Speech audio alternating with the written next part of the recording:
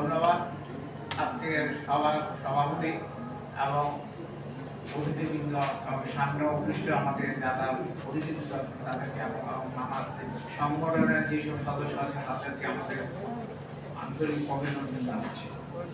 আজকে আমরা হাঁটি হাঁটি পা করে 16 বছরের পথে এগিয়ে এসেছি। 16 বছর আমরা যেভাবে কাজ করে আজকে এই পর্যায়ে চট্টগ্রাম শহর থেকে ঢাকা শহরের বাণিজ্য কেন্দ্র থেকে বাংলাদেশের রাজধানীতে আসে আপনাদের সম্মুখে আমাদের দুইটা কথা বলার জন্য আসছি। কারণ আমরা এই সংগঠনের মারফতে মানুষের অধিকারের জন্য লড়াই করছি। আমরা চেষ্টা করতেছি মানুষের অধিকার কিভাবে রক্ষা করা যায়। সেই অধিকার রক্ষা করার পরে আমরা মানুষের অধিকারের জন্য সেটা যে কোনো ক্ষেত্রে হোক, আমরা যে কোনো সরকারের পক্ষে হোক, যে কোনো রাজনীতিবিদের পক্ষে হোক, আমরা এটার বিরুদ্ধে বদ্ধপরিকর। আমরা কোনো অন্যায় মানব না।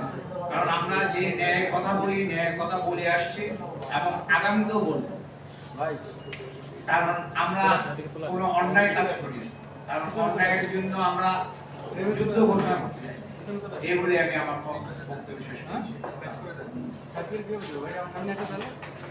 আমি সামনে আসি তাহলে আমরা সবাই সামনে আপনি আমার জন্য চলে আসতেছেন ভাইয়া। ভাই আপনার